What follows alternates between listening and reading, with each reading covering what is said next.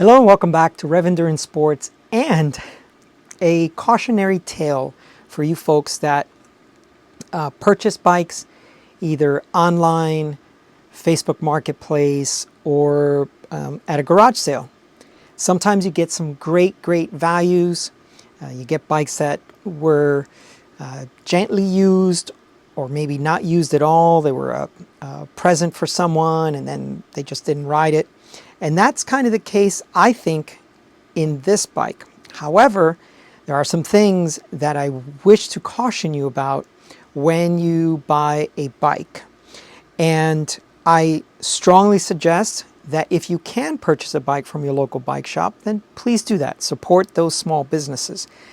But in this case, even if you've purchased it somewhere else, like a Facebook Marketplace, please bring it into your local bike shop and have it professionally, well, hopefully assessed before you purchase it, but at least after you've purchased it, have it professionally gone through to make sure your children are safe to ride that bike.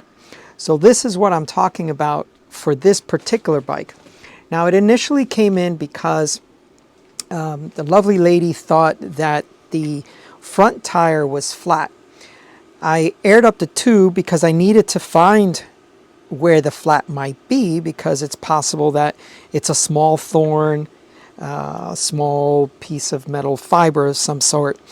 And so I always inflate the tube that comes out to look for that particular, to look for that hole, and then inspect the tire thoroughly to find that debris.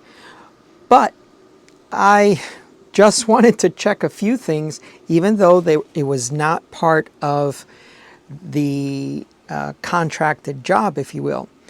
And I realized that when I pulled on the right-hand lever, it was actually actuating. So this is the right-hand lever. It was actually actuating the front brake. So then I'm like, okay, what's going on there?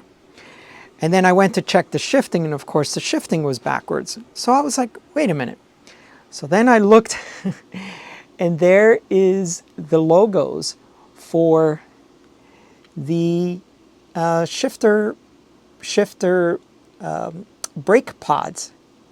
So this bar has been installed backwards and upside down. So also, just a quick thing, see this huge gap here and very little gap here. So this just shows me that the person who installed this just was not a trained mechanic. So what we're going to do is we're going to flip these handlebars around. And the main reason is this young man is 11 years old. Not only, well, by the way, none of the shifting works. So the rear doesn't shift, the front doesn't move at all. So they're going up to the mountains called Mammoth in this area. But even where we live is a very hilly area.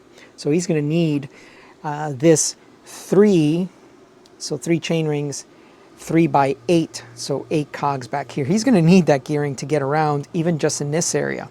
And kudos to the parents for getting their 11-year-old an actual pedal bike and not an e-bike. But the safety concern for me is if he's riding his bike, because you might say, well, just leave the bars the way they are, leave the shifting the way it is, leave the brake orientation the way it is. It's set up motocross or motorcycle, or some people call it English setup.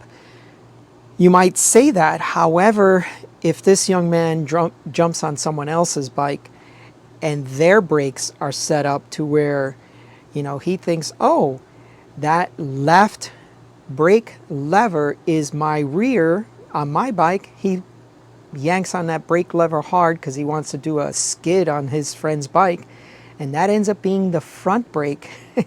And the young man's going to go, tea over, or pot over tea kettle or whatever. So he's going to do an endo, and it's not going to be pretty. So I just want to prevent that from happening. So please support your local bike shop. Please support Oops, I tripped on something. Please support your local businesses and bring any bike that you've purchased used. I think it's just a really good idea to have a professional look over the bike. By the way, this is in excellent shape. I love this color, and none of the paint is chipped. I mean, this has just been a well-maintained bike or not ridden. All right, well, that is all for today. Please like and subscribe, and we will see you up the road.